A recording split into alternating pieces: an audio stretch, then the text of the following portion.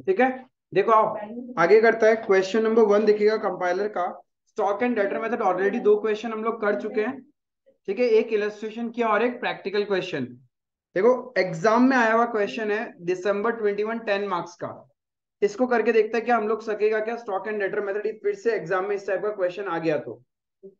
Delta Limited has a branch at Kanpur.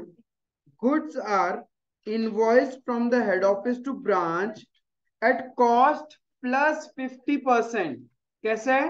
Cost plus 50%, यानी cost 100 रुपए है, उस पे 50 रुपए, 150 रुपए आपका इनवॉइस प्राइस होगा।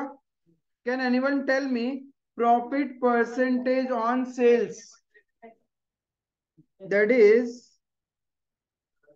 50 divide by 150 into 100, 33.33% on invoice price. आगे क्या बोला? Prepare necessary ledger accounts in the books of Delta Limited under stock and debtor system to show profits earned at the branch for the year ended 31st March 21। Following information related to branch is given under. कितना easy question आया exam में, वो भी 10 mark का lottery question. ठीक है, क्या है, कोविड के टाइम का एग्जाम था ये, दिसंबर 21।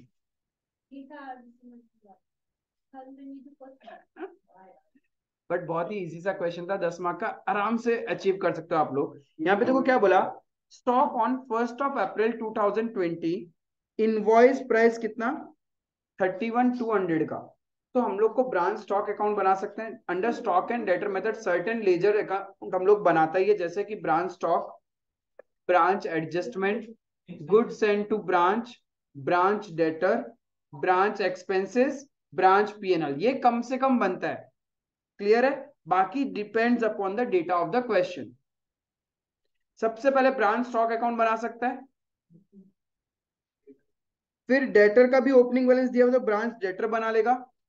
Goods invoiced at cost, sales at branch, credit sales. Goods invoiced at cost का मतलब क्या?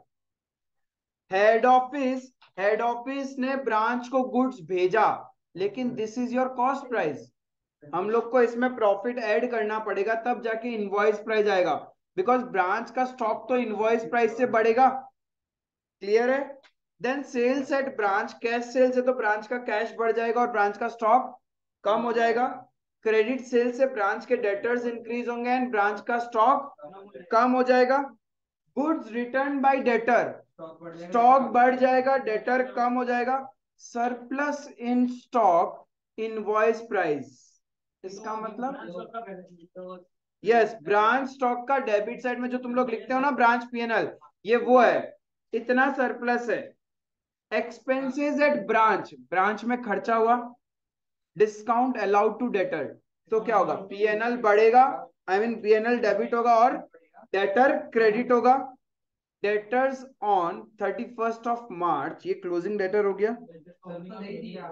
सब कुछ दिया हुआ है, आपको करना क्या है? पुट करना है। इतना इजी क्वेश्चन, 10 मार्क का। फिर बोलता है कि ब्रांच इजी नहीं है। अरे एग्जाम में आया भाई, इसमें क्या शुरुआत है? ये तो खत्म है, एग्जाम में आ गया, कहानी खत्म। क्या यार, सरप्लस इन स्टॉक, तुम्हारा स्टॉक का बड़ा है, मतलब क्रेडिट साइड ज्यादा आ रहा होगा, उसका इनवॉइस प्राइस है 600 रुपए। हाँ, क्योंकि कुछ ना कुछ अभी फिल इन द ब्लैंक्स निकलेगा स्टॉक में से। आराम से जो डेटा दिया उसको पुट करता है, फिर इंटरप्रिटेशन, तब समझ में आएगा।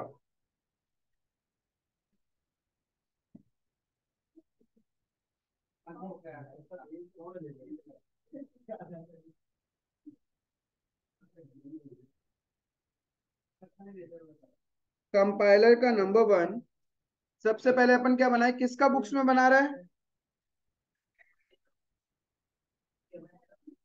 इन the books of Delta limited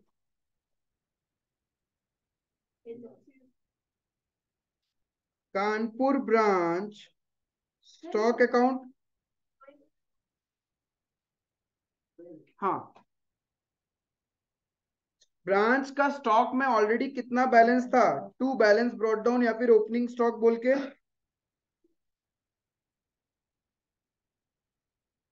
already branch के पास था 31,200, लेकिन ये तो इनवॉइस प्राइस पे है, तो इसका प्रॉफिट किस तरफ लिखेगा? Branch adjustment account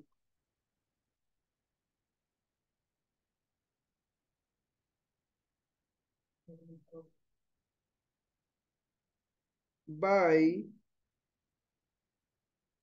opening stock reserve 31,200 का 1/3, 33.33% का मतलब होता है 1/3।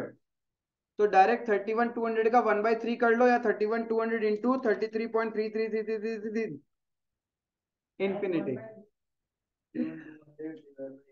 10,400 will be your opening stock reserve.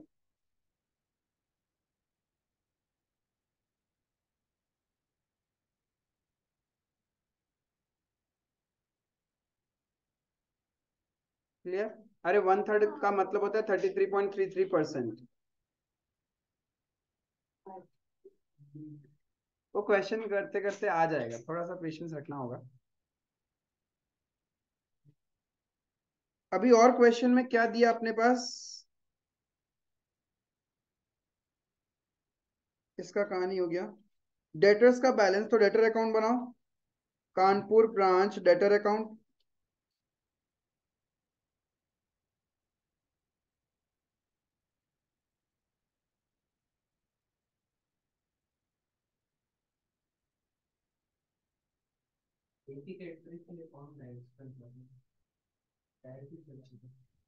To balance brought down कितना है? 17,400।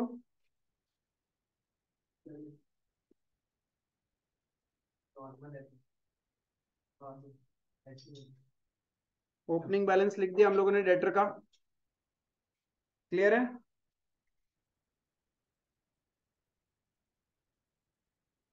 गुड्स इनवॉइस्ड, गुड्स इनवॉइस्ड का मतलब होता है हेड ऑफिस ने ब्रांच को भेजा है, ये तो कॉस्ट है। तो एंट्री क्या होगा? Branch stock account debit to goods and to branch adjustment, क्योंकि वो प्रॉफिट लगा के भेजेगा ना, तो टू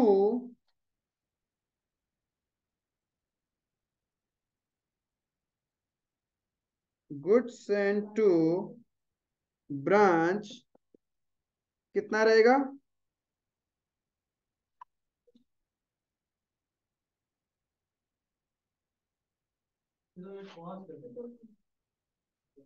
तो टू ब्रांच एडजस्टमेंट कॉस्ट पे कितना परसेंट ऐड करना था? 50%।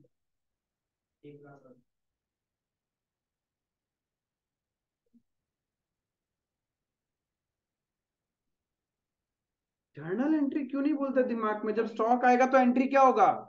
ब्रांच स्टॉक बढ़ेगा। पहले भी यही किया था हमने।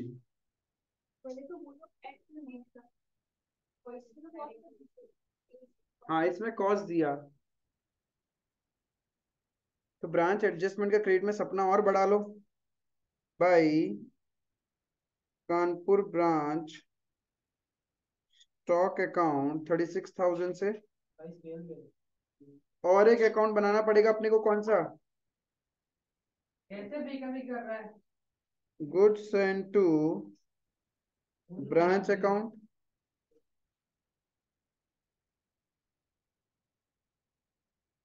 Bye Kanpur branch stock account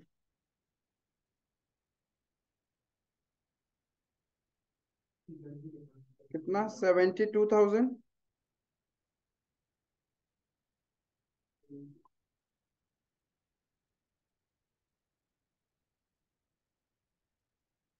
यहां तक किसी को कोई डाउट?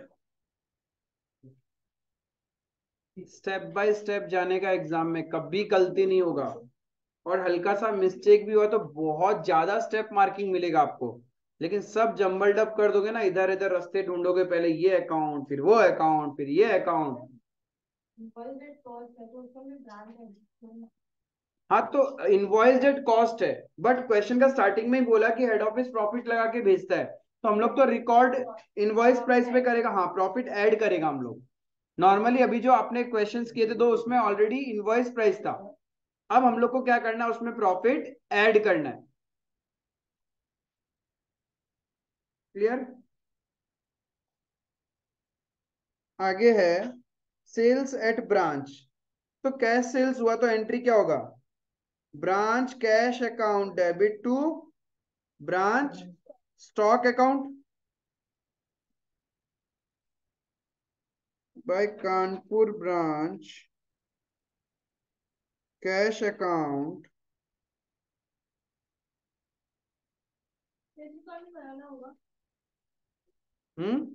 हाँ, क्वेश्चन में ऐसा बोला कि सारा का सारा कैश रेमिट कर देते हैं या कुछ हो जाता है, तो बनाना पड़ेगा 20,000।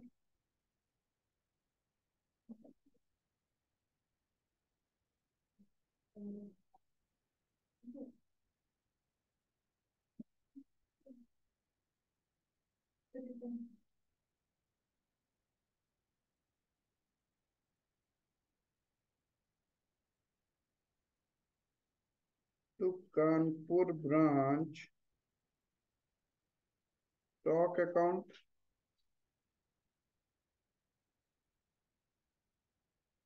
20,000, कैश बढ़ा दिया। फिर क्रेडिट सेल्स किया तो एंट्री क्या होगा, branch debtor account debit to branch stock, तो टू कानपुर ब्रांच स्टॉक लिख लेता हूं डेटर में 68,200 से डेटर बढ़ जाएगा, डेटर अकाउंट का डेबिट में आ गया, डेटर्स इंक्रीज हो जाएंगे आपके। इसके बाद में आपने क्या किया, ब्रांच स्टॉक का क्रेडिट में आ जाएगा by Kanpur branch debtor account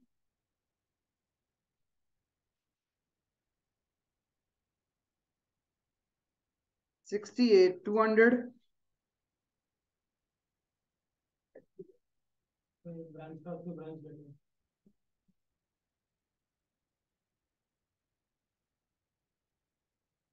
goods return bye debtor, debtor ने रिटर्न कर दिया तो स्टॉक बढ़ जाएगा और डेटर्स कम हो जाएंगे मेरे। क्या चीज, हाँ, तो जितने में बेचा होगा उतने में ही उसने रिटर्न किया मुझे।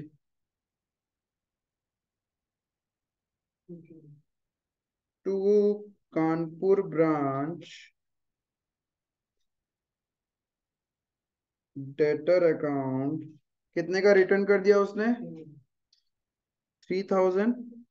सिमिलरली डेटर्स भी तो कम हो जाएंगे आपके, तो ब्रांच डेटर का क्रेडिट में लिखेंगे बाय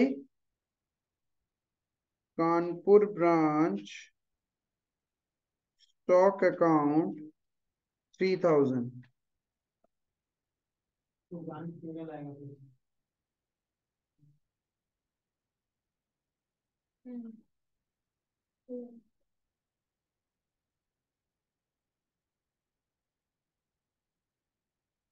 क्लियर है ये चीज?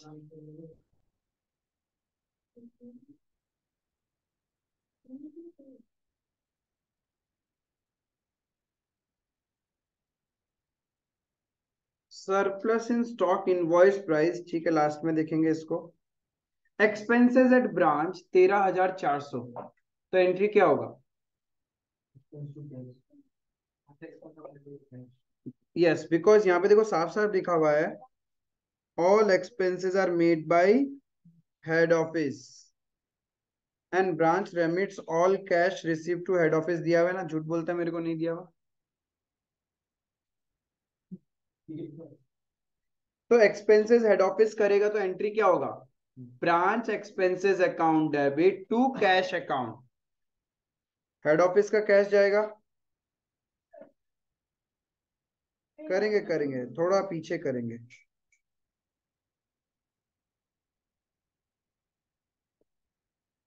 Kanpur branch expense account to cash account,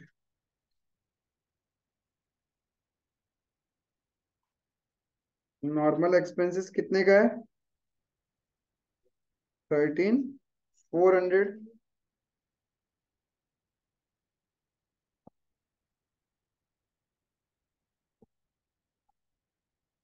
clear है? यहां तक कहानी में कोई डाउट नहीं ना?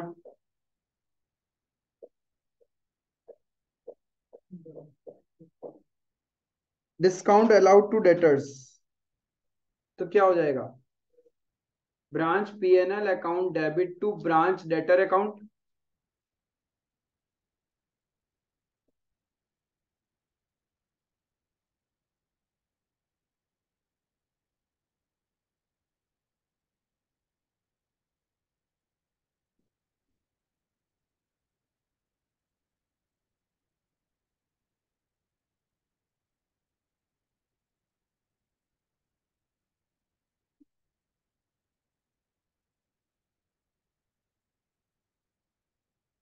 पीएनएल का डेबिट में आ जाएगा और कॉरेस्पॉन्डिंगली आपके डेटर्स भी क्या हो जाएंगे? रिड्यूस हो जाएंगे।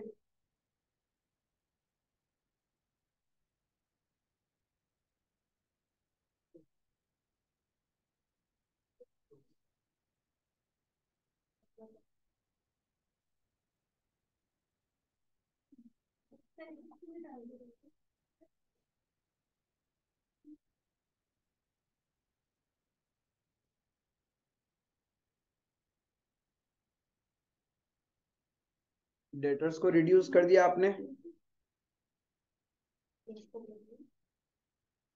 Closing debtor 14,300।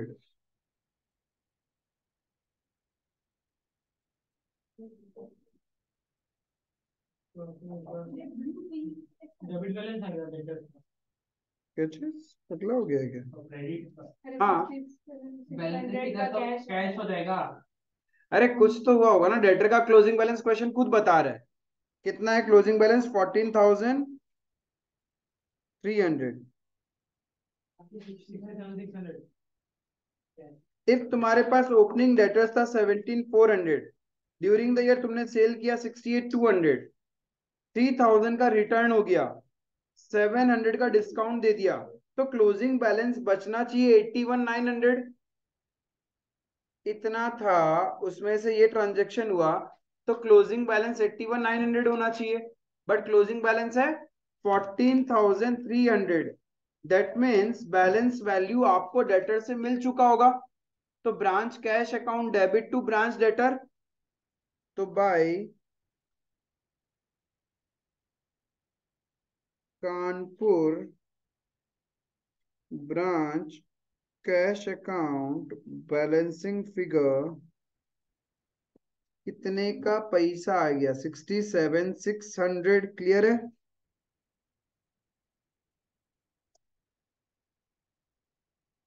67,600 का पैसा आया उनके पास में, क्योंकि साल के शुरू में तुम बोलते हो तुम्हारे पास डेटर है 17,400, फिर तुमने उसको और सेल कर दिया इतना, तो टोटल इतना पैसा लेना था तुम लोग को, इतना का तो तुमको रिटर्न आ गया, ये माइनस हो जाएगा।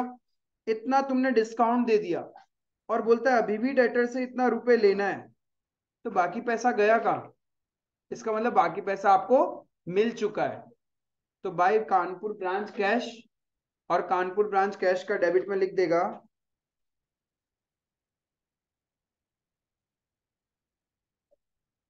To Kanpur branch debtors account 67,600। और ये पूरा का पूरा कैश कहाँ चला जाएगा? हेड ऑफिस में रेमिट कर दो। नहीं बोलने तो पेमेंट कर ही देता है। हाँ। क्यों करेगा? क्या क्यों करेगा? इस बार क्वेश्चन पे किया नहीं।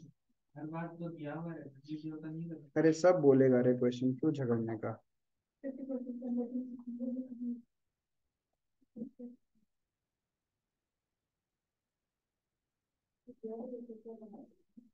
Cash done, debtor done, expenses को कहाँ डाल दें? By branch PNL 13,400,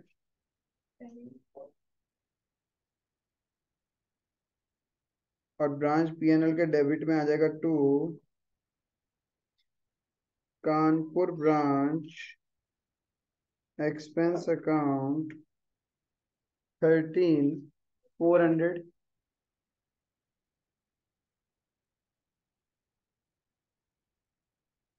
brand different है।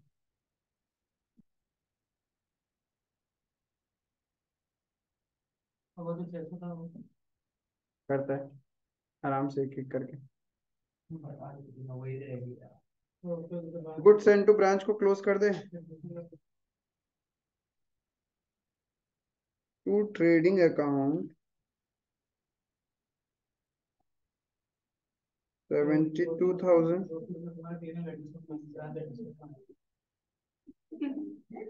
नहीं वो इन्वेस्टर नहीं करता है। हाँ ये नहीं क्या होती है कभी तो इसका परसेंटेज कुछ आते हैं स्टॉक के परसेंटेज नहीं काम होता। सब बाकी लोग जब आपका यहाँ तक हो जाए तो मेरे को बताना, पीछे वाला लोग पूर्णिमा जब हो जाए तो बताना।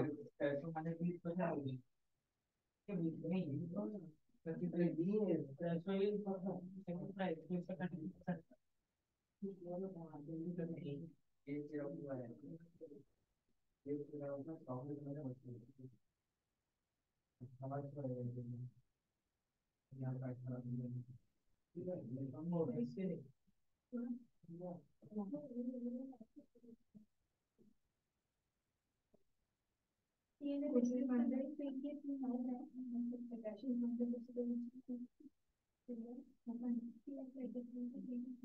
आपके पास क्वेश्चन में बोला एक सरप्लस है कितना? टू सरप्लस 600 है। स्टॉक के बारे में तो इतना ही कहानी बोल रहे हैं ना। सरप्लस का मतलब क्या? ज्यादा है आपका क्रेडिट साइड, तो बैलेंस सीडी क्लोजिंग स्टॉक तो निकल सकता है ना। कितना? ये 54,600 किस पे है? इनवॉइस प्राइस पे। इसका लोडिंग डेबिट साइड में आएगा। ये जो सरप्लस है ये वाला आपका पीएनएल में तो जाएगा ये वाला सीधा पीएनएल में डाल दो। इतना क्यों नौटंकी करना, इक्वेशन कंफ्यूज कर रहा है पता है। सरप्लस का इनवॉइस प्राइस देके कि पहले इन लोग ब्रांच एडजस्टमेंट में डाले, फिर ब्रांच एडजस्टमेंट से लेके आए, ऐसा कोई जरूरी है क्या? मेरे को तो नहीं लग रहा जरूरी है। टू क्लोजिंग स्टॉक रिजर्व कितना आएगा? 1/3 ऑफ 54,600, 18। जो भी बचेगा वो चला जाएगा कहाँ? वो सपना पूरा हो गया।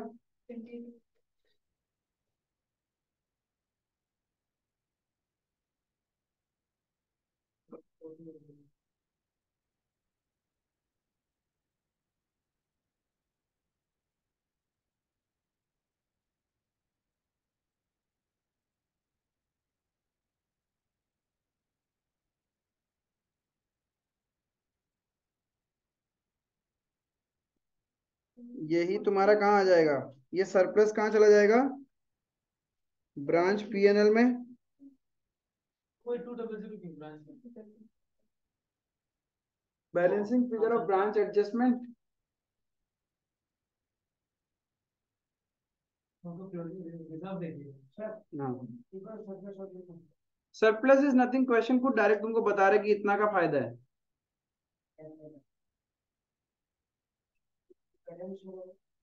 क्या चीज? हाँ, वो बचा हुआ स्टॉक होगा तुम्हारे पास।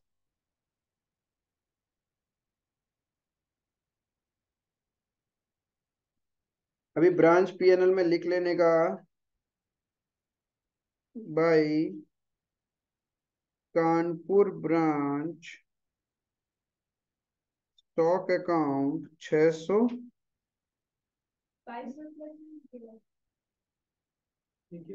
ब्रैकेट में सरप्लस लिख दो या फिर बाय सरप्लस ब्रैकेट, कुछ फर्क नहीं पड़ना उससे। By Kanpur branch adjustment account कितना बैलेंस आया था? 28,200 to general profit and loss account 14,700।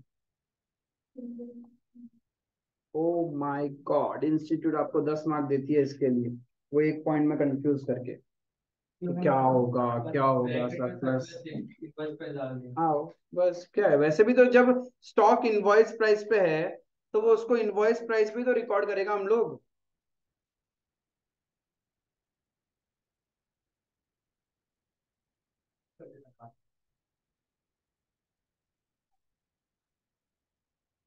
समझ में आया कंसेप्ट? थोड़ा बहुत गुस्सा, थोड़ा थोड़ा टाइम लगेगा। क्लियर दर्शन? ब्रांच एडजस्टमेंट उसमें क्या करें, उसको क्या किया कोडिंग सॉफ्टवेयर करो ना, वो तो ऐसा ही कीबोर्ड दिखा देगा करो।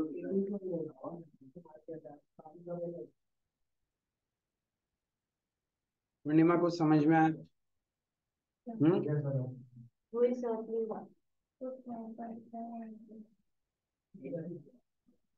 अरे यार दो क्वेश्चन ही तो एक वो तो कौन से किए हैं तो एक ही करना उसका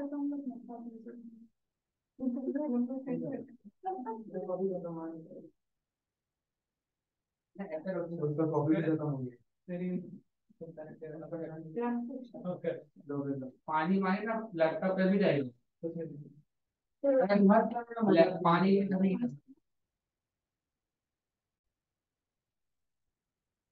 नंबर 3 के अंदर में देखो, आपको क्या बोला कि Arya Ayan limited invoice goods to its branch at cost plus 33.33%। कॉस्ट 100 रुपए का, प्रॉफिट इतना, तो इनवॉइस प्राइस इज, तो बताओ कितना ऑन सेल्स हो गया? 25% ऑन इनवॉइस प्राइस 133.33, तो 33.33 profit divided by sales into 100, 25% on invoice price and 33.33% on cost। ये क्लियर है? Stock at commencement at branch at invoice price 3,60,000 already पड़ा है, तो ब्रांच स्टॉक अकाउंट का डेबिट में आ जाएगा टू ओपनिंग स्टॉक बोल के। और इसका जो लोडिंग पार्ट है 3,60,000 पे 25%, दैट इज 90,000, ये ब्रांच एडजस्टमेंट के क्रेडिट साइड में आएगा बाय ओपनिंग स्टॉक रिजर्व।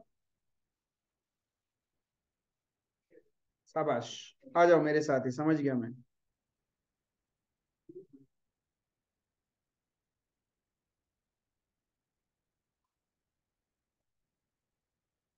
नहीं लग रहा है एड्रेस नहीं मिल रहा है दूसरा Gautam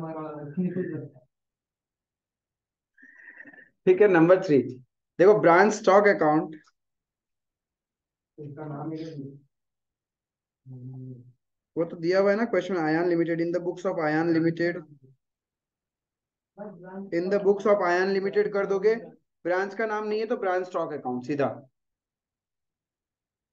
branch stock account to opening stock, जिसको बैलेंस ब्रॉट डाउन बोलते हैं हम लोग। कितना है हमारे पास? 3,60,000। इसका प्रॉफिट हम लोग कहाँ लिखेगा? ब्रांच एडजस्टमेंट में।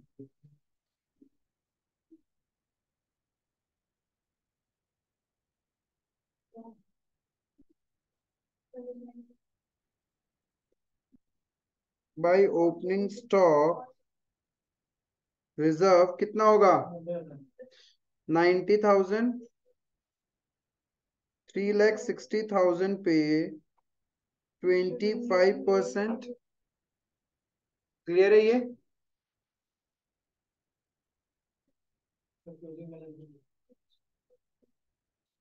आगे stock at close at branch, चलो ये तो क्लोजिंग स्टॉक है, बाद में ले लेंगे। Goods send to branch during the year at invoice price 24 lakh का भेजा to goods send to branch, इसके अंदर प्रॉफिट भी तो है, टू ब्रांच एडजस्टमेंट। 24 लाख में प्रॉफिट कितना? 25%, 6 लाख तो प्रॉफिट ही है। 18 लाख कॉस्ट।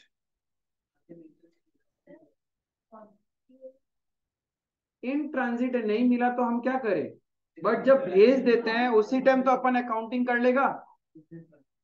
यानी जब तुम क्लोजिंग स्टॉक कैलकुलेट करोगे, जितना उस ब्रांच में वो तो कंसिडर करना ही है, प्लस जो रास्ते में है उस स्टॉक को भी कंसिडर करना है। तो सपने के अकाउंट के क्रेडिट में आ जाएगा by branch stock account 6 lakh का, और सपना बढ़ गया तुम्हारा।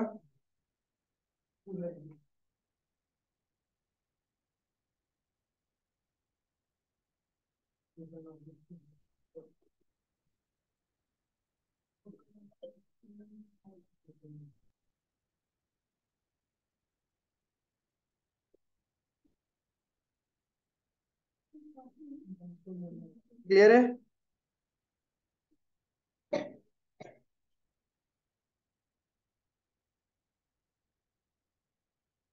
अब आगे देखो।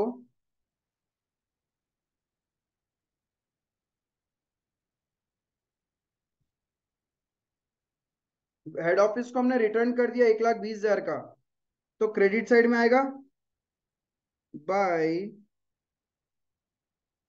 Goods send to branch, by branch adjustment 1,20,000 पे 25%, 30,000, और कॉस्ट। इस क्वेश्चन में अलग से गुड सेंड टू ब्रांच बनाने का जरूरत नहीं है, क्वेश्चन ने मांगा भी नहीं है और उसमें फर्क भी कुछ नहीं पड़ता है। अल्टीमेटली तो ट्रेडिंग अकाउंट से क्लोज होता है, उसका कोई इंपैक्ट नहीं है प्रॉफिट लॉस पे। तो ब्रांच एडजस्टमेंट के डेबिट में सपना टूट गया, रिटर्न कर दिया, तो to branch stock account 30,000। Clear है? ये भाई क्वेश्चन नहीं पढ़ता, तुम सिर्फ छापता है।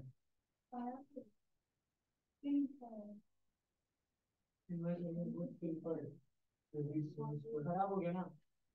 यहां तक क्लियर है क्या?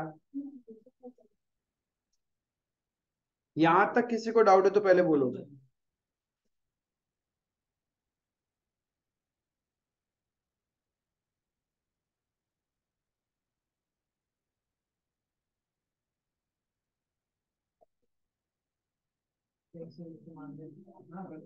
क्लियर है?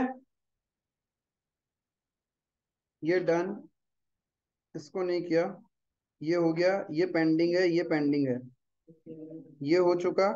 क्रेडिट सेल्स एट ब्रांच, तो क्या हो जाएगा?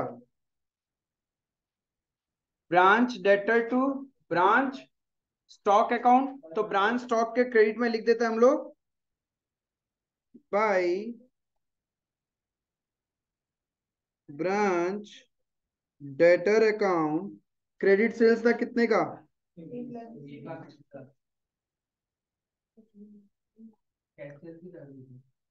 वो भी था क्या? एक एक करके आराम से, ये हो गया अपना क्या चीज? कैश सेल्स एट ब्रांच है 21,60,000, ये भी लिख लेता है बाय ब्रांच कैश अकाउंट 21,60,000। ठीक है, यहां तक क्लियर है? स्टॉक आया तो डेबिट साइड में, गया तो क्रेडिट साइड में, अभी तक यही किया है। जब स्टॉक ओपनिंग था उसका प्रॉफिट हमने सपना के अकाउंट का क्रेडिट साइड में लिख दिया। सपना वो वाली सपना नहीं, सपना ड्रीम, ड्रीम। ठीक है?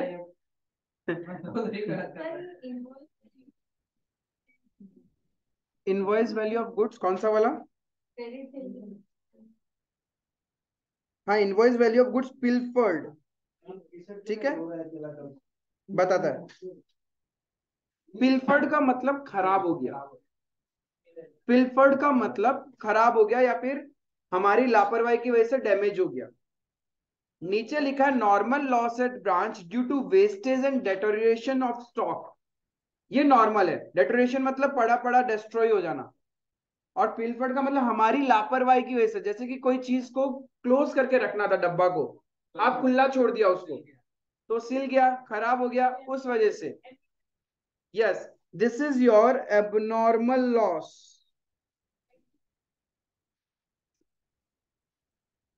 एंड ये है आपका नॉर्मल लॉस। अब देखो एबनॉर्मल लॉस 24,000 का हुआ है, तो आपका स्टॉक अकाउंट का क्रेडिट में स्टॉक चला जाएगा 24,000 से, लेकिन what will be the accounting entry? Abnormal loss होने से अकाउंटिंग एंट्री क्या होगा? जो सपना था वो टूट जाएगा, और जो कॉस्ट प्राइस का नुकसान हुआ है वो पीएनएल में जाएगा। Your accounting entry will be, एक तो सपना खत्म हो रहा है तो ब्रांच एडजस्टमेंट वापस डेबिट करेगा, और स्टॉक चला गया जितने का गया, 24,000 का स्टॉक गया, लेकिन इसके ऊपर कितने का सपना देख रखा था हमने? 25%। 6,000 का सपना टूट गया, तो नुकसान 18,000 का गुड्स भी गया ना, ये भी तो लॉस है। ये लॉस कहां जाएगा? ब्रांच पीएनएल में।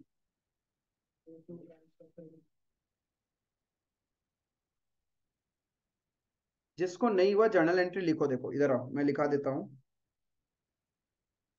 हाँ हाँ हाँ हाँ, लिख लेता, ये सही रहेगा, ये एकदम सही रहेगा, ये बहुत अच्छा काम कर रहा है, आप पुण्य मिलेगा आपको।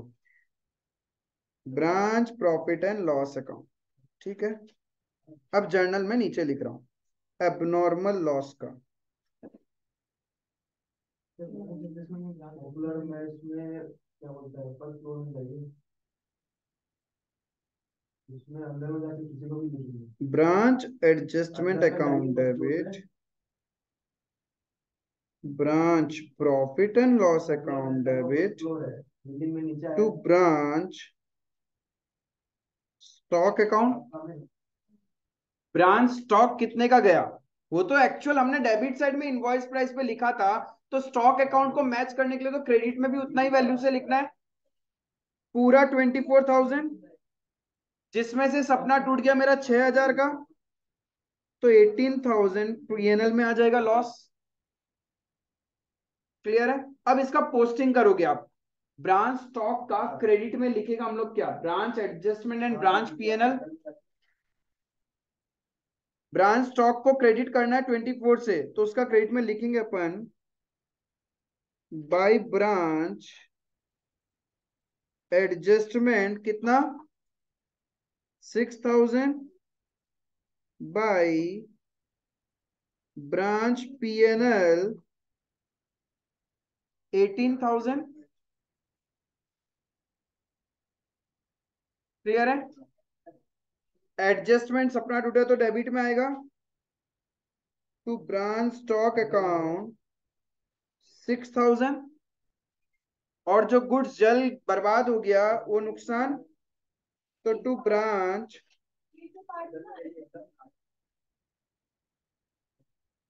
अभी आएगा ना समझ में आपको?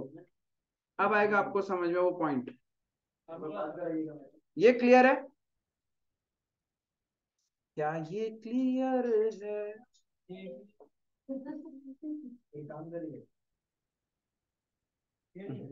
कुछ मत करिए। गुड्स का वैल्यू, गुड्स का वैल्यू, हाँ वो, अरे एबनॉर्मल लॉस हुआ ना, करने दो। इसके बाद वो नहीं क्यों? हाँ, नया नया वो। अच्छा ये समझ में आया? एबनॉर्मल लॉस का एंट्री क्लियर है? अब देखो नॉर्मल, क्लियर है? नॉर्मल लॉस,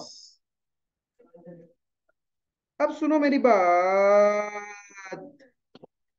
आपका नॉर्मल लॉस हुआ है, नॉर्मल लॉस को कोई कंट्रोल नहीं कर सकता, ठीक है? नॉर्मल लॉस हुआ है, लेकिन कहीं ना कहीं जो नॉर्मल लॉस हुआ है उस स्टॉक को आपने आपके स्टॉक के डेबिट साइड में रिकॉर्ड कर रखा है। आया तो होगा तभी तो खराब हुआ है, तो डेबिट साइड में तो रिकॉर्डेड है। As per double entry effect, जब तक आप उतना ही वैल्यू क्रेडिट साइड में नहीं लिखोगे आपका स्टॉक कभी मैच नहीं होगा। क्लियर है? अब नॉर्मल लॉस कभी भी पीएनएल में नहीं जाएगा, ठीक है? पीएनएल में नहीं जाएगा। इन शॉर्ट में ये बोल सकता हूं, मेरा उस स्टॉक के ऊपर दो चीज हो गया, एक जो सपना था वो टूट गया, और जो नॉर्मली बर्बाद हुआ, मतलब सपना डबल रेट से टूट गया मेरा। जो मैं दूसरे पे गुड्स पे कमाऊंगा उसका प्रॉफिट मार्जिन भी तो कम हो गया मेरा। अल्टीमेटली मेरे बिजनेस का नुकसान है, लॉस है, नॉर्मल लॉस। सपोज आप टेम्पर्ड खरीदते हैं, ठीक है, आपने 100 टेम्पर्ड ग्लास खरीदा, 100 टेम्पर्ड ग्लास खरीदा, एंड आपको उम्मीद था हर एक टेम्पर्ड पे आप 150 रुपए कमाओगे। 15,000 रुपए आपने डेबिट साइड में लिख लिया। बट हुआ क्या, जब भी ये टेम्पर्ड ग्लास ट्रांसपोर्ट में आता है, तो मान के चलो 5 टेम्पर्ड ग्लास तो टूटा हुआ ही निकलता है, इसमें किसी का कोई कंट्रोल नहीं है, कितना भी आप जोड़ लगा लो, वो रखने में, उठाने में, डालने में कहीं ना कहीं ब्रेक हो जाता है। एंड इतना सेंसिटिव है, हल्का सा भी स्क्रैच है, कोई भी कस्टमर नहीं लगवाएगा, राइट? तो 5 तो ऐसे ही बर्बाद हो गया। आपने कहीं ना कहीं जब सपने का अकाउंट बनाया था, तो क्रेडिट साइड में लिख रखा होगा कि हर टेम्पर्ड ग्लास में 50 रुपए करके मैं 5,000 रुपए कमाऊंगा।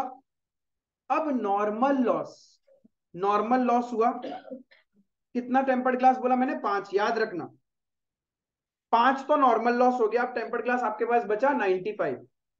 95 टेम्पर्ड ग्लास में से आपने क्या किया? 50 टेम्पर्ड ग्लास सेल कर दिया। 50 टेम्पर्ड सोल्ड कर दिया 150 में, तो कितना रुपीस आपने कमा लिया? 7500, 7,500 रुपीज का सेल कर दिया। इसमें कहीं ना कहीं मैं ऐसा बोल सकता हूं कि पर tempered glass 50 rupees multiply by number of tempered glass, इतना रुपए मैंने अर्न कर लिया है। 2,500 रुपए तो मेरा कमाई हो गया ना। फिर से बोलो, 100 टेम्पर्ड ग्लास था तुम्हारे पास में, ठीक है, और तुमने सोचा था कि मैं हर एक टेम्पर्ड ग्लास पे 150 करके अर्न करूंगा, तो मेरा टोटल 15,000 इनवॉइस प्राइस पे रिकॉर्ड कर लिया। मुझे लगता था मैं अर्न करूंगा, तो मैंने एक सपना सजाया कि एक टेम्पर्ड ग्लास पे 50 रुपए, टोटल मेरे पास 100 टेम्पर्ड ग्लास है, तो मैं कितना कमाने वाला हूं? 5,000 रुपए। 50 × 100, ये मेरा सपने का अकाउंट है ना, इतना कमाऊंगा मैं, राइट? अब प्रैक्टिकली हुआ क्या? एक्चुअल सिनेरियो में तुमने 50 टेम्पर्ड ग्लास सेल किया, यानी उस 50 टेम्पर्ड में तो तुम्हारा सपना पूरा हो गया, तो वो ब्रांच एडजस्टमेंट का बैलेंसिंग फिगर आएगा जो सपना पूरा हो जाता है। लेकिन तुम्हारे 5 टेम्पर्ड ग्लास नॉर्मली टूट गए, नॉर्मल लॉस हो गया, ठीक है। अब सोचो उस नॉर्मल लॉस का अकाउंटिंग मैं नहीं करूं, नॉर्मल लॉस का यहां अकाउंटिंग नहीं करूं, मेरा जो ये अकाउंट है इसमें मेरा क्लोजिंग टेम्पर्ड ग्लास कितना दिखाएगा? 45। इधर 100 रिकॉर्ड किया, 50 का सेल किया टेम्पर्ड ग्लास, 50 दिखाएगा ना इधर, तो गलत है, दिखाना कितना है? क्लोजिंग तो मेरा 45 टेम्पर्ड ग्लास, 150 रुपए करके सपना है मेरा, तो 45 इंटू 150, 6750, है ना? यानी जो क्लोजिंग में बच गया मेरे पास, मैं ऐसा बोल सकता हूं कि इस पे मेरा सपना पूरा नहीं हुआ इस साल, अगले साल इस सपने को लेके जाऊंगा मैं। करंट ईयर तो नहीं कमाया ना हमने, तो करंट ईयर कितना नहीं कमाया आपने? 45 इंटू 50, 2250, ये मेरा क्लोजिंग स्टॉक रिजर्व, ये मेरा क्लोजिंग स्टॉक रिजर्व, ये मेरा वो था जितना मुझे पूरे साल में कमाना था, ये मेरा closing stock reserve 2250। Every temper glass 50 रुपए कमाने वाले थे हम लोग, अर्न करने वाले थे, बट 45 टेम्पर ग्लास हम लोग सेल नहीं कर पाया, तो यही तो मेरा अनरियलाइज्ड प्रॉफिट है, ठीक है। इसका मतलब मैं ऐसा बोल सकता हूं 5,000 कमाना था, जिसमें से 2250 तो हमने अभी तक अर्न नहीं किया। क्या बैलेंस आपने अर्न कर लिया क्या? आपको ऐसा लग रहा होगा कि सर 2750 हमने अर्न कर लिया, क्या प्रैक्टिकली 2750 अर्न किया? क्या कितना अर्न किया था? अरे जितना बेचा इंटू 50, 2500 अर्न, ये तो ज्यादा दिखा रहा है अर्निंग। इसका मतलब जो नॉर्मल लॉस है, कहीं ना कहीं आपके सपने को ब्रेक किया उसने, पूरा जितना वैल्यू का था पूरा सपना, है ना? तो नॉर्मल लॉस कितना? जब तक मैं अपने क्लोजिंग स्टॉक के क्रेडिट साइड में नहीं लिखूंगा, क्या मेरा स्टॉक मैच होगा? क्या नहीं होगा? तो मुझे इधर लिखना पड़ेगा कि मेरा 5 टेम्पर्ड ग्लास टूट गया, जिसको मैंने 150 रुपए करके डेबिट साइड में लिखा था, तब मेरा स्टॉक अकाउंट मैच करेगा ना। तो 5 × 150, 750 रुपीज। कहीं ना कहीं ये 750 पूरा ही तो टूट गया, सारा सपना है, इस पे जो प्रॉफिट था, कॉस्ट था, सब बर्बाद। यानी मेरा जो ये सपना है 2750 थोड़ी ना साकार हुआ है। कितना है? 2500 ही हुआ ना। बट जो गुड्स गया, तुम लोग 2750 बोल रहा है, लेकिन एक तरह से देखे तो 2500 ही है। तो 250 रुपए का सपना, ये जो नॉर्मल लॉस वाला यूनिट्स में हम लोग को अर्न करना था वो खत्म। बट जो नॉर्मल लॉस यूनिट्स गया, उसका लॉस कहां से रिकवरी होगा? जो 5 टेम्पर्ड ग्लास टूट गया तुम्हारा, उस लॉस का रिकवरी तुमने कहां से किया होगा? जो टेम्पर्ड ग्लास तुमने सेल किया है, अल्टीमेटली तुम वहीं से तो अर्न करेंगे, राइट? तो यस, उसका कॉस्ट भी तुमने कहां से रिकवर किया होगा? जो टेम्पर्ड ग्लास हमने सेल किया है। आई बात समझ में? इसीलिए क्या करते हैं हम लोग, ब्रांच एडजस्टमेंट से एडजस्ट करते हैं ऑफ द नॉर्मल लॉस। समझ में आया? फिर से नहीं समझ में आया तो एक बार और।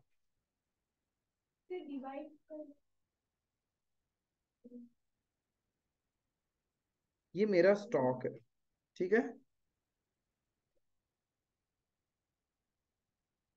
ये मेरा सपना अकाउंट, ठीक है?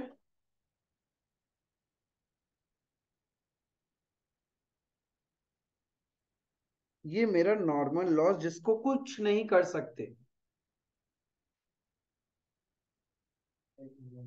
ये एबनॉर्मल लॉस जिसको हम कंट्रोल कर सकते थे। आपके पास ओपनिंग स्टॉक वगैरह कुछ नहीं है, ठीक है? आपने क्या किया, सपोज 500 टेम्पर्ड ग्लास खरीदा एंड हेड ऑफिस से आपके पास आया। हेड ऑफिस बोला मैं आपको टेम्पर्ड ग्लास भेज रहा हूँ, ठीक है? मुंबई में हेड ऑफिस है, गुवाहाटी में अपना ब्रांच है। तो गुवाहाटी ब्रांच के पास 500 टेम्पर्ड ग्लास आया, लेटेस्ट एकदम। बोला कि तुमको सेल करना है 200 रुपए में। कितने में सेल करना है? 200 रुपए में तुमको सेल करना है। इसका कॉस्ट प्राइस कितना था पता है? 100 रुपए। हेड ऑफिस ने सीधा इनवॉइस प्राइस पे भेजा। मतलब हेड ऑफिस क्या करता है, cost plus 100% is the invoice price. तो मेरे स्टॉक में आएगा कितने पे? 500 × 200। मैं इसको 10,000 रुपए में मेरा स्टॉक में रिकॉर्ड कर लूंगा। क्लियर? क्या चीज? 1 लाख ही तो रिकॉर्ड किया। अच्छा बोला 10,000। 1 लाख पे रिकॉर्ड कर लिया। इस 1 लाख में मैं कितना कमाने वाला हूं? उम्मीद जो है वो तो कहीं ना कहीं ब्रांच एडजस्टमेंट में डालूंगा ना मैं। कितना उम्मीद है मेरे को? 50,000 उम्मीद है। ये मेरा उम्मीद। क्या चीज? कुछ कोई डाउट? ठीक है। क्या चीज? इससे क्या फर्क पड़ेगा?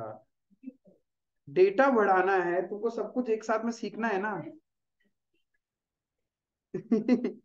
आपका उम्मीद है कि आप 50,000 अर्न करोगे, ठीक है ना? हुआ क्या, 500 टेम्पर्ड ग्लास में से आपने सेल किया, ठीक है? सेल किया है अराउंड 300 टेम्पर्ड ग्लास। सोल्ड कर दिया 300 ग्लास फॉर रुपीज 75,000।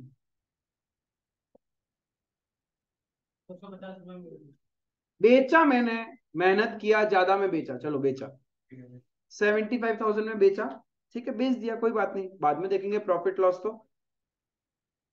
अब सुनो मेरी बात।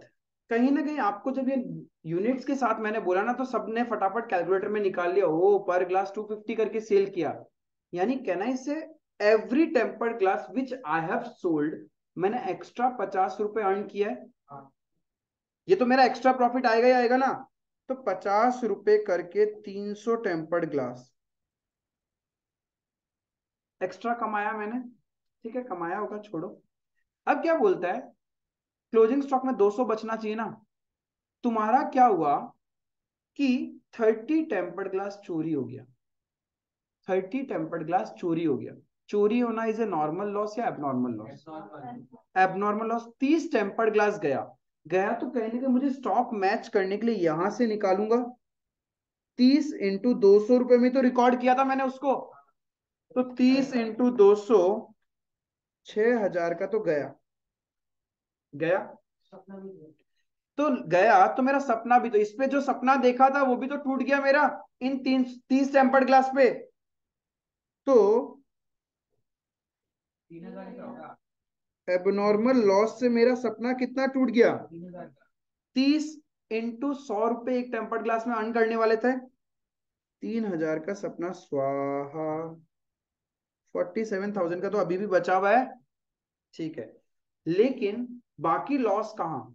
आपने 6,000 में से 3,000 का तो सपना तोड़ दिया, 3,000 नॉर्मल भी तो हुआ है। ये कहाँ जाता है मेरा? जनरल पीएल में डाल दिया तुमने। 3,000 का नुकसान, कहीं ना कहीं 6,000 मैचिंग हो गया। स्टॉक में से 6,000 माइनस किया, जिसमें से 3,000 सपना अकाउंट से और 3,000 नुकसान तो हुआ ही है ना। उस लॉस को कहाँ डालोगे? पीएनएल अकाउंट में, तो आपने पीएनएल में डाल दिया। अब हुआ क्या? अब आपके पास कितना टेम्पर्ड बचना चाहिए? 170 टेम्पर्ड ग्लास बचना चाहिए, ठीक है। व्हाट हैपेंड कि आग आग लगना इज एन एबनॉर्मल, ठीक है। 10 टेम्पर्ड ग्लास नॉर्मली ऐसे ही टूट गया। रखने में कस्टमर आता था, बॉक्स से निकाल के दिखाता था, फिर हम लोग निकालता था, देखता था ये ठीक है या नहीं है। ये सब हैंडलिंग करने में ही मेरा क्या हुआ, 10 टेम्पर्ड ग्लास तो या तो मैंने तोड़ दिया, मेरे स्टाफ ने तोड़ लिया, किसी ने भी, कुछ तो हुआ है। तो वो उसको बोलते हैं नॉर्मल लॉस, एंड वो होता ही है हैंडलिंग करने में। इसको कोई एबनॉर्मल नहीं बोलेगा। क्लियर है? क्योंकि क्या है, ये तो इतना सा पतला सा चीज होता है, हल्का सा कुछ भी हुआ टूट जाएगा। तो 10 टेम्पर्ड ग्लास टूट गए। 10 टेम्पर्ड ग्लास टूटते ही तुमने बोला कि मेरा तो नॉर्मल लॉस हो गया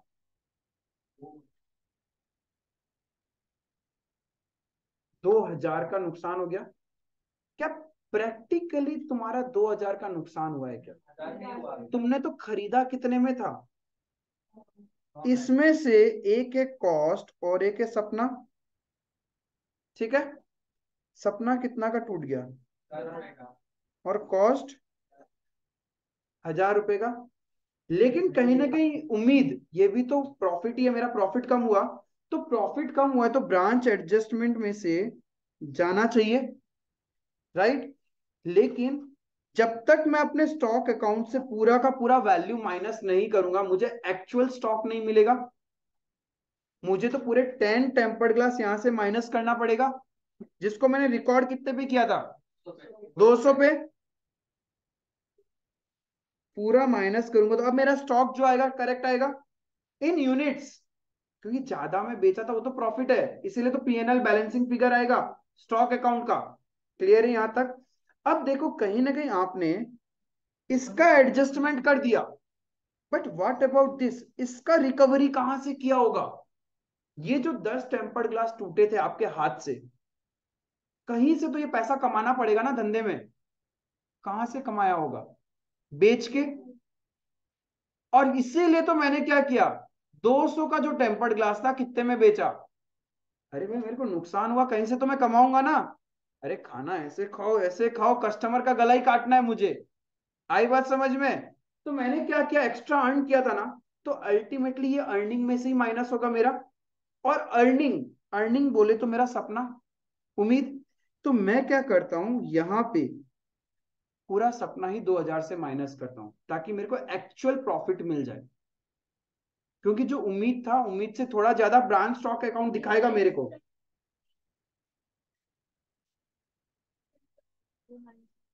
यस। हाँ कॉस्ट, अरे इस कॉस्ट को भी तो कहीं ना कहीं मुझे रिकवर करना पड़ेगा ना। आप लोगों ने बोला कि भैया ये जो एडजस्टमेंट में था, प्रॉफिट था, इसको तो चलो कम कर लिया हमने, लेकिन जो प्रैक्टिकली लॉस हुआ है आपका, ये तो आपके पॉकेट से पैसा गया था ना। इसको कहीं से तो रिकवर करोगे, कहां से रिकवरी करेंगे? प्रॉफिट से ही तो निकलेगा वो पैसा भी मेरा। इसीलिए आप क्या करते हो, जब नॉर्मल लॉस होता है आप एंट्री पास करते हैं ब्रांच एडजस्टमेंट अकाउंट डेबिट, सपने के साथ साथ कॉस्ट भी आप कहां से रिकवर करोगे? प्रॉफिट से। टू ब्रांच स्टॉक, और जब तक मैं इनवॉइस प्राइस से क्रेडिट साइड में बुक नहीं करूंगा, मेरा स्टॉक मैच ही नहीं होगा कभी भी, क्योंकि जब मैंने उसको रिकॉर्ड डेबिट साइड में इनवॉइस प्राइस पे किया है, तो क्रेडिट भी कितने से करना पड़ेगा? इनवॉइस प्राइस पे ही क्रेडिट से करना पड़ेगा। Is it clear? ये था तुम्हारा इस क्वेश्चन में तुम्हारा नॉर्मल लॉस का एंट्री। क्लियर है? इसका इंपैक्ट कहाँ आएगा? स्टॉक अकाउंट में लिखोगे तुम लोग। हाँ, 2000 नहीं, सॉरी, नॉट 2000, ये तो एग्जाम्पल था अपना। कितना इनवॉइस प्राइस है ना? और ये ध्यान रखना, हमेशा इनवॉइस प्राइस पे ही होगा ये।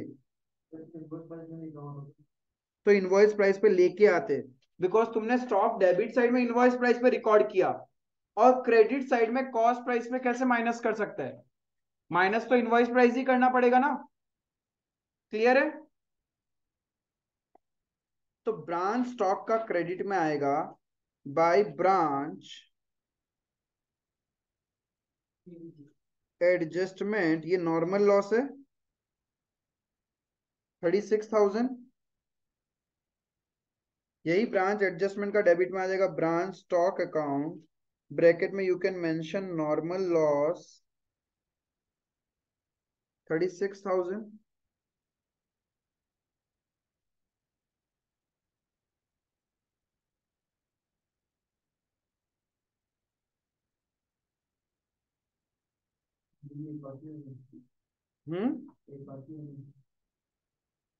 ये हो गया कहानी। अब कौन सा पॉइंट बाकी है अपना? यस, क्लोजिंग स्टॉक लिखना पड़ेगा सबसे पहले। बाई क्लोजिंग स्टॉक एक है इन हैंड।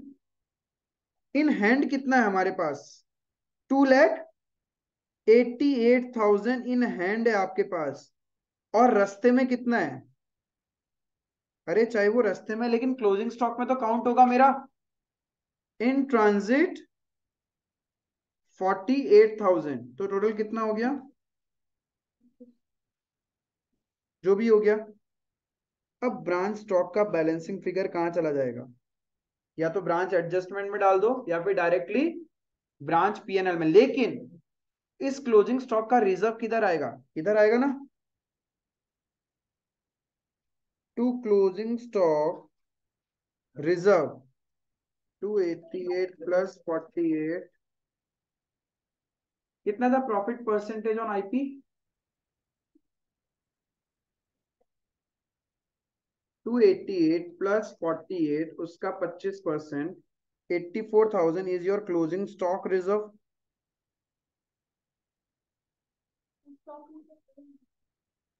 हाँ, पूरा तो मैच है, कुछ नहीं आ रहा। तो मैच ही है। मैच है तो वेरी गुड। वही तो। अरे आता तो वो इसलिए आता जब तुम सिर्फ ब्रांच एडजस्टमेंट को प्रॉफिट एलिमेंट से क्रेडिट करता ना, तब आता है, या फिर सिर्फ कॉस्ट एलिमेंट से नॉर्मल लॉस के केस में क्रेडिट करता, तो इसलिए नहीं आ रहा। ब्रांच स्टॉक से कुछ नहीं निकल रहा। उसको अलग से क्यों लिखा? वो इंक्लूडिंग 48,000। किसने बोला? उससे क्या फर्क है? To branch PNL balancing figure कितना आ रहा है?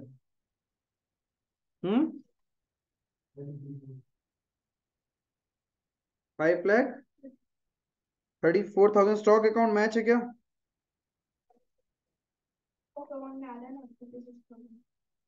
आ रहा है ना? तो बोला कहीं नहीं, कोई बोल रहा है मैच है। टू ब्रांच पीएनएल अकाउंट क्या चीज? क्लोजिंग स्टॉक में इंक्लूड नहीं है। क्या चीज? ट्रांजिट वाला कैसे इंक्लूड हो सकता है? वही। अच्छा, उसके पास आने तो आया ही नहीं था वो, उसने तो जो स्टॉक काउंट किया होगा वो तो 288 ही है। इन ट्रांजिट को तो अलग से दिखाना पड़ेगा ना कि हाँ ये ब्रांच का ही स्टॉक है। क्या चीज? 48 36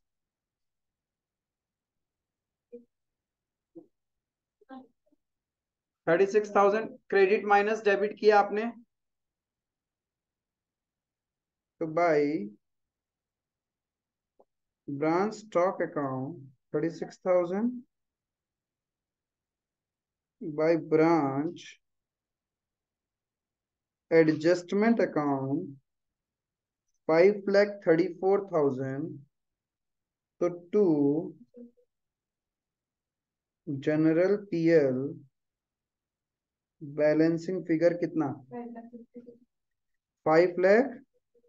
Oh my God, you are absolutely correct. Easy question. So simple. 10 mark एक पेज में सॉल्व करने का, 10 मार्क लेके जाने का. क्या चीज? हाँ हाँ, आंसर सेम आएगा. कौन सा प्रॉफिट वाला से?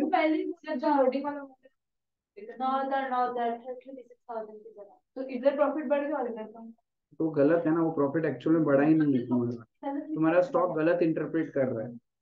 तुमने वो कमाया ही नहीं और वो दिखा रहा है कि तुमने इतना कमाया है. मैच हो जाएगा. मैंने बोला ना, ऐसे करो या ऐसे करो, डेबिट क्रेडिट इम्पैक्ट तो सेम ही जा रहा है, लेकिन इंटरप्रिटेशन इज रॉन्ग. हाँ हाँ, जर्नल. किसी को डाउट है मेरे से पूछ सकता है आराम से.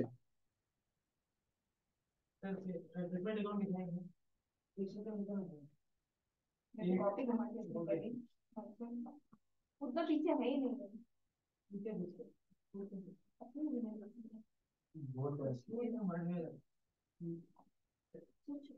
समझ में आया आपको?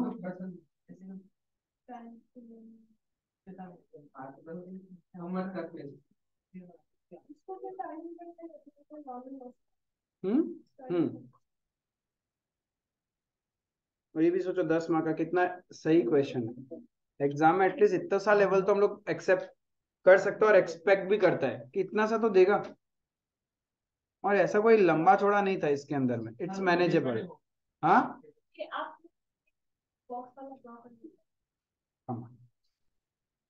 ये लो ब्रांच एडजस्टमेंट.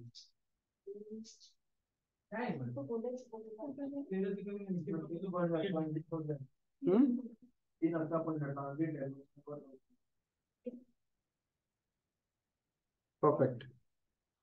3 ही पॉइंट था इस क्वेश्चन में, एक इन ट्रांजिट वाला और एक एबनॉर्मल लॉस और एक नॉर्मल लॉस. बाकी एकदम जो नॉर्मल बेसिक्स करते आए थे वही किया था हम लोगों ने.